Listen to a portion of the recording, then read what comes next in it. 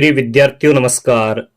जैसा कि आप सभी की हर समय एक जिज्ञासा रहती है, एक आपके मन में यह शंका रहती है कि लिखावट कैसे सुधारें, और आप हर वीडियो के कमेंट बॉक्स में ये लिखते हैं कि सर लिखावट कैसे सुधारें। तो मैं आपसे कहना चाहूँगा इसके बारे में कि इसका कोई एक सर्वमान्य नियम तो है नहीं, क्योंकि ये अभ्यास के द्वारा होता है और अधिक से अधिक प्राथमिक कक्षाओं से लेकर हम अभ्यास करते हैं तो अपनी लिखावट सुधरती है। लेकिन फिर भी कुछ ध्यान रखने की बातें मैं आपको इस वीडियो में बताऊंगा। तो आप देख रहे हैं लिखावट कैसे सुधारें, और इस लिखावट को सुधारने का जो ये विषय है, इसमें ध्यान रखने योग्य बातें इस प्रकार से है। सबसे पहले लिखावट सुधारने में जो नियम लागू होता है वो यह है कि शब्द की वर्तनी शुद्धि का ध्यान रखें। कोई शब्द कैसे लिखा जाता है, उसकी शुद्ध वर्तनी व्याकरण की दृष्टि से क्या है, उसका आप ध्यान जरूर रखें। कोई भी शब्द कैसे लिखा जाता है, इस बात का ध्यान रखना मतलब इसका पहला नियम है, इसका आप जरूर ध्यान रखें। दूसरा है कि शब्दों के मोड़ या घुमाव में समानता रखें। जैसे मैंने यहां से लिखा है तो इसकी अनुपात की दूरी क्या है, लंबाई के अनुपात की, चौड़ाई के अनुपात की दूरी क्या है, उतनी ही मैं की है, उतनी ही न की है, उतनी ही तय की है। तो इसको अनावश्यक यदि आप लंबा कर देते हैं या इसकी अनुपात में आप ऊंचाई में असमानता कर देते हैं तो भी आपका लेखन बिगड़ सकता है। इसलिए शब्दों के मोड़ या घुमाव में समानता अवश्य रखें। पॉइंट नंबर 3, शब्दों के बीच में उचित दूरी कम से कम एक वर्ण जरूर रखें। जैसे मैंने यहां पर शब्द लिखा है बीच और में, तो इनके बीच में ये जो दूरी है ये कम से कम इतनी दूरी हो कि इसके बीच में एक वर्ण आ सके। ध्यान दें, शब्दों के बीच में उचित दूरी कम से कम एक वर्ण बीच में आ सके। जैसे त और द है, इनके बीच की दूरी देखिए आप, या फिर के और बीच है, इनके दूरी देखिए आप, इनके बीच में एक वर्ण आ सके, इतनी ही दूरी हो।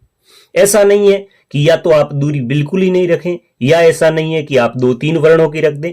तो एक वर्ण की दूरी, कम से कम एक वर्ण की दूरी यह ही रखनी है, यह कहता है पॉइंट नंबर 3। पॉइंट नंबर 4 कहता है कि कोई भी भाषा शुद्ध बनती है, उसका लेखन शुद्ध बनता है, उसका भावार्थ शुद्ध बनता है, उसमें विराम चिन्हों का विशेष ध्यान रखा जाता है। इसलिए आप विराम चिन्हों का विशेष ध्यान रखें। कहां पूर्ण विराम लगेगा, कहां अल्प विराम लगेगा, कहां अर्ध विराम लगेगा, कहां विस्मय बोधक लगेगा, कहां योजक लगेगा, कहां विवरण चिन्ह लगेगा, इन बातों का विशेष ध्यान रखा जाए। पॉइंट नंबर 5 कहता है कि महत्वपूर्ण बिंदुओं को रेखांकित अवश्य करें। जिस प्रकार आप निबंध लिखते हैं तो निबंध में पॉइंट लिखते हैं, तो उन पॉइंटों को आप रेखांकित जरूर करें, यानी जिसको लिख रहे हैं उसको रेखांकित कर दें। या जैसे आप प्रसंग लिखते हैं तो प्रसंग लिखने के बाद, जैसे आपने प्रसंग लिखा तो प्रसंग लिखने के बाद उसको रेखांकित कर दें। तो महत्वपूर्ण बिंदुओं को रेखांकित अवश्य हमें करना चाहिए। इससे क्या होता है कि अपना लेखन सुंदर दिखता है, उसकी सुंदरता बढ़ती है। पॉइंट नंबर 6, और पॉइंट नंबर 6 है कि उत्तर पुस्तिका में आप जो शब्द लिख रहे हैं वो उत्तर पुस्तिका की लाइन से मिलाकर लिखें। जिस प्रकार ये उत्तर पुस्तिका आपकी इस प्रकार है, इसकी ये लाइन है, तो आपको यहां लिखना है। यदि आप लिख रहे हैं जैसे को, तो इस लाइन से मिलाकर लिखें। ऐसा नहीं है कि आप या तो 2 लाइनों के बीच बीच में लिख रहे हैं या नीचे की जो लाइन है इसके ऊपर लिख रहे हैं, तो ऐसा नहीं करें। शब्दों को उत्तर पुस्तिका की लाइन से मिलाकर लिखें। पॉइंट नंबर 7, शब्द समूह पर सिरोरेखा अवश्य खींचें। यह सिरोरेखा क्या है, जैसे मैं यहां शब्द लिख रहा हूं क, म और ल, कमल लिख रहा हूं, इस प्रकार मैं लिखता जाऊंगा, लेकिन यह लाइन मैं नहीं खींचूंगा, तब तक यह शब्द समूह है वो सही नहीं बैठेगा। तो जो भी आप शब्द लिखें उसके ऊपर की जो लाइन होती है ना, जो शब्द को बांधने की होती है, उसे अपने कहते हैं सिरोरेखा।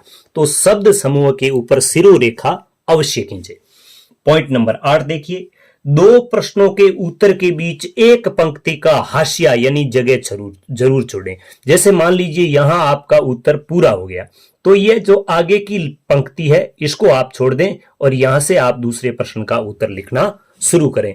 तो दो प्रश्नों के बीच एक प्रश्न जैसे ही पूरा हो जाता है दूसरा प्रश्न शुरू करते हैं, तो उसके बीच में एक पंक्ति आप अवश्य छोड़ें। पॉइंट नंबर 2, पंक्ति के आखिर में अधूरे रहे शब्द को डैश से जोड़कर लिखें।